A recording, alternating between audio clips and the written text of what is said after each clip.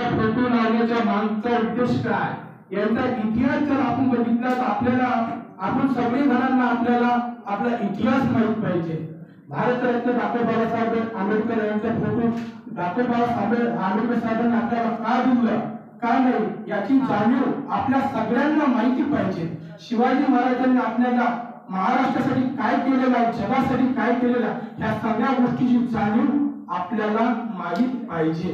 म्हणून सर्वज्ञ श्री चक्रधर स्वामींनी लीळाचरित्र हा ग्रंथ मोठा महाराष्ट्राच्या धर्मभाषेची महाराष्ट्राची धर्मभाषा मराठी भाषेला धर्मभाषेचा मान देणारी महानुभावाची भाषा महानुभाव पंतांनी सर्वज्ञ श्री चक्रधर स्वामींनी दिलेली आहे. महानुभाव पंतांची आपण जे भाषा बोलतो नेहमी मराठी गीत गायतो त्या गीताचं कोण कवित्र करते हे आपल्याला इतिहासात माहित पाहिजे. आपल्या महाराष्ट्राच्या पहिला महानुभाव पंथाच्या आद्य कवी महाजंबा म्हणून ही मराठीची आद्य कवी होऊन गेली. आपल्या सगळ्याला इतिहास माहित असतो म्हणून ह्या इतिहास आपल्याला जाणून पाहिजे. ह्या इतिहासाची आपल्याला खरी जाणीव पाहिजे. आपण आज जर इतिहासामध्ये गेलो तर 12व्या शतकात हे झालेलं आहे. 12व्या शतकातलं मंदिर आहे, 15व्या शतकातलं मंदिर आहे, पण ते मंदिर कोठा भेटेल आपल्याला.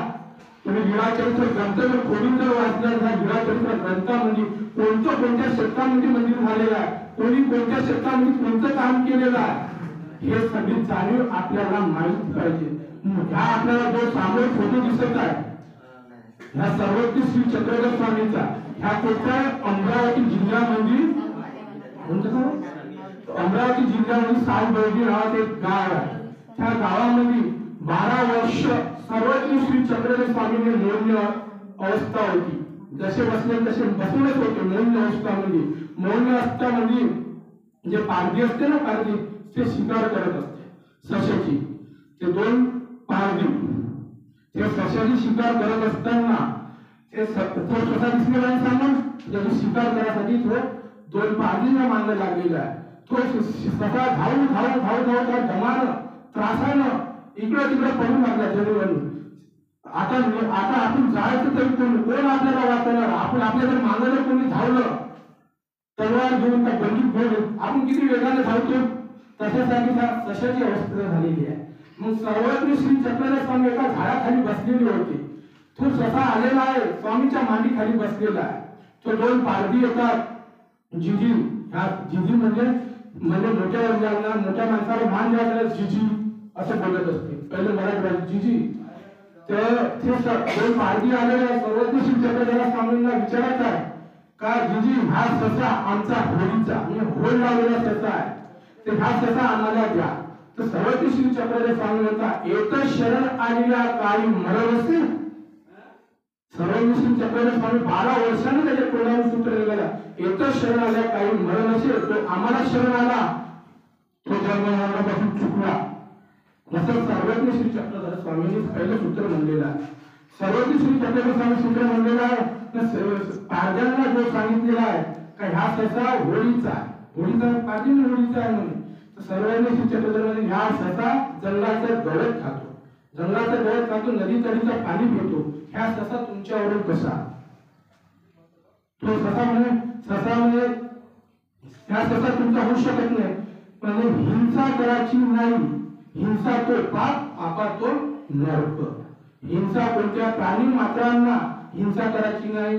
स्वतंत्र जो जीव स्वतंत्र आहे. प्राणी ससाराव मुंगीराव माकुराव सर्वज्ञ श्री चक्रधर स्वामीने 850 वर्षापूर्वी सांगितलेला आहे का हा ससा सर्व प्राणी मात्रावर दयामया करायची असते. असं करून त्या सर्व पारध्यांना 2 पारध्यांना सर्वज्ञ श्री चक्रधर स्वामींनी निरूपण केलं. त्या सशाची सुटवा केली. पारध्यांना शपथ घ्यायला लावली आजपासून मी हिंसा करणार नाही म्हणून त्या पारध्यांना तिथं हिंसा केली नाही. ससा सोडून दिलेला आहे. सर्वज्ञ श्री चक्रधर स्वामीचा आपण इथे मी जर पुन्हा जर सांगत असलो तुम्हाला आपणही काही ग्रंथ हे ते पाहिले पाहिजे. जसं आपल्याला संविधान माहित आहे. संविधान माहित आहे आपल्याला. संविधान कोण लिहिलं म्हणलं तर पटकन नाव आठवते. एखादा किल्ला कोण बांधला म्हणला पटकन शिवाजी महाराज आठवते. शिवाजी महाराजांचा सुद्धा इतिहास कसा माहिती आहे तुम्हाला. तुम्हाला 2 फोटो लागलेले आहे फक्त तुमच्या ग्रामपंचायत मध्ये तर मला दोन फोटो आहेत. शिवाजी महाराजांचा इतिहास, त्यांचे मामा शिवाजी महाराजांचा मामा कोण, खंबीबाजी मोहिते. ह्या इतिहास सांगता आपल्याला हे महानुभाव पंथाचे होते. हे कोणते होते, ओगरवाडीचे. ओगरवाडी कोण आहे, सातारा जिल्ह्यामध्ये. आज मुख्यमंत्र्याचं गाव तिकडच आहे नाही का.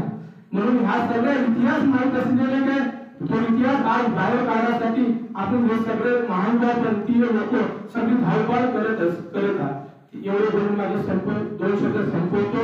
सर्वज्ञ श्री चक्रधर स्वामी